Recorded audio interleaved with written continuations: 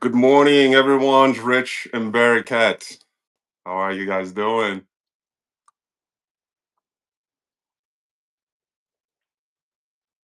Hope everyone had a wonderful weekend. We are live.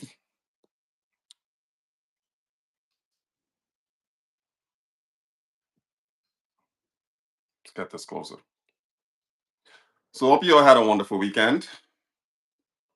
Rich and Barricade here, founder of Barricade Ventures, based in Las Vegas, Nevada, United States. Yes, indeed. Just got the email. All right. So, what is today's topic? I'm going to speak a little bit about the topic, and then I'm going to get into what is on the ground at the moment. So today's topic, I checked just now before I got on.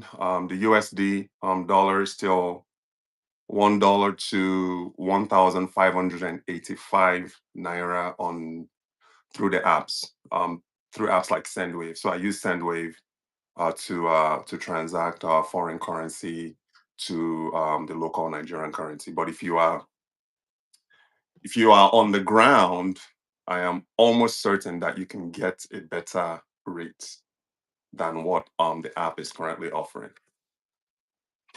So what is going on right now? There's a lot going on right now.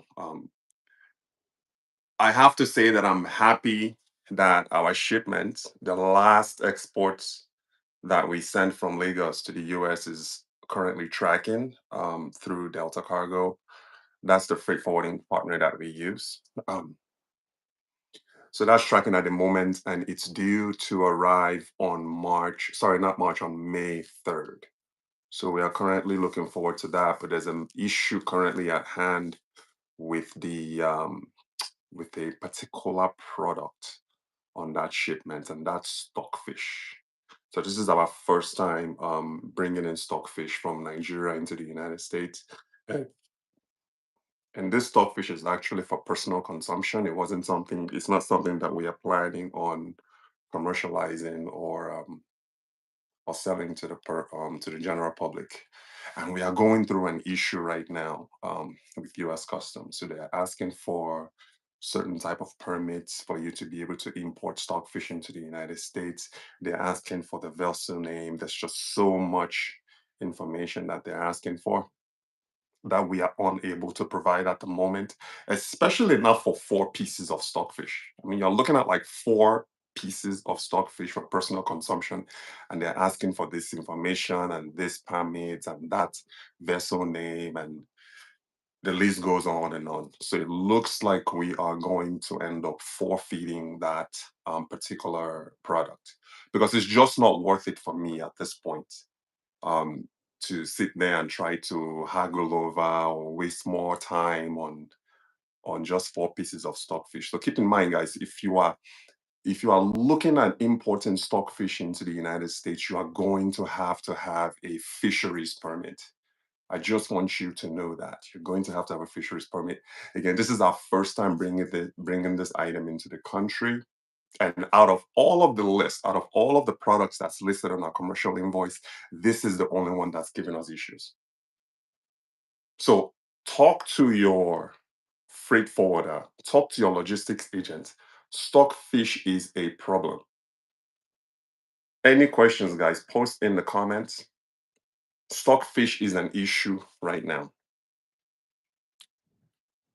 Stockfish is major right now. It's a problem right now for us.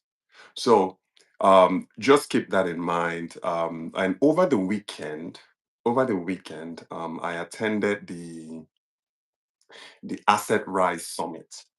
So Asset Rise is this new development, this new company in Nigeria right now that's selling.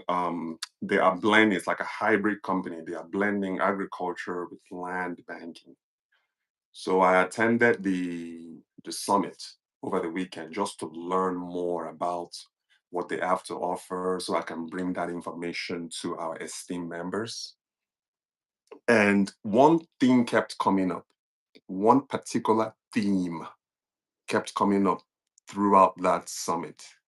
And it's a matter of trust, a matter of scams.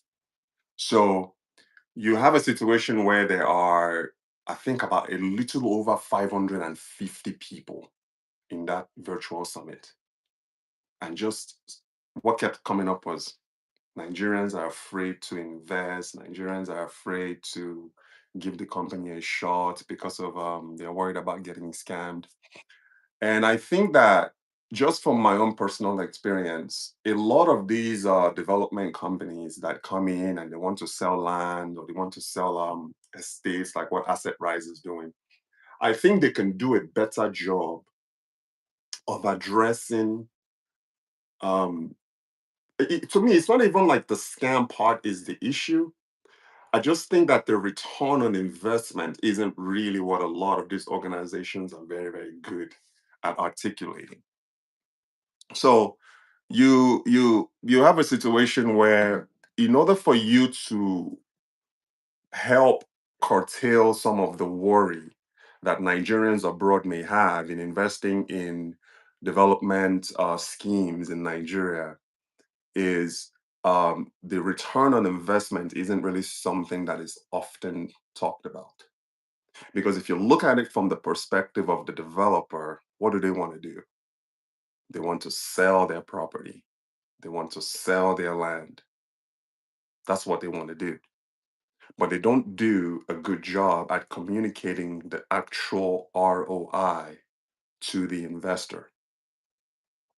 And that is where someone like me or platforms like Americat come in is we will share with you some of just like the common basic things for you to pay attention to and for you to be mindful of when you're going into these investment schemes. Now, a company like Asset Rise, I'm not affiliated with them by any means, but I've done some research on them and they seem to be legitimate. I mean, this is not an endorsement. So don't take it as, oh, you heard it from Rich and Barricade and he said to go ahead and give Asset Rise a shot. It's not an endorsement by any means. It's just based on my research. I know that the company means well, that the company is legitimate. Now, how they're going about selling that value proposition to the diasporans, because that is their primary target. Okay, they are looking to tap into the diaspora market. They want Nigerians abroad to come back home and invest, and I think that's a noble thing to do. But the thing is, a lot of these investors, they don't really understand how investment should work because if you think about it, someone who works a normal 9 to 5 and has a couple of $1,000 just laying around looking for something to do with it doesn't necessarily mean that they're qualified as an investor. So the thing is, the education, being able to educate them on what to look for is what I feel like a lot of these companies are missing out on. And why would they do that? Why would they be honest with you about your ROI? It's not in their best interest to do that because all they want to do is, and I think that's why a lot of Nigerians get in trouble when it comes to investing. There's this mindset of this get rich quick mindset where they feel I'm going to invest $1,000 and within 30 days, that $1,000 is going to turn into 2,000. So you're looking at a situation where you have 100% return on investment, which isn't even feasible. It doesn't matter any. The only way you can you can fall for that, it's usually when you're dealing with like Ponzi schemes, where they will guarantee you this astronomical, unheard of return on your investment. And for the uninitiated, for someone who doesn't really know how money works or how investment works, they tend to fall for traps like that. So you're looking at a situation where it's not in the best interest of these companies to tell you the truth about the ROI. They're basically putting that in your court for you to do your own homework. So that's why they always say, well, keep in mind that there are some risks when it comes to investing. Sorry. Um, what just happened there? A call came in and I ended the call and now my fingers like stuck. Let's see. No, I don't want to end the stream.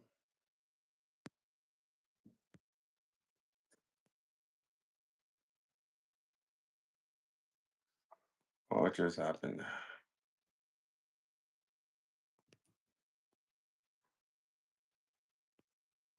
Okay. Uh, so let's see. Let's end this and then I'll restart it.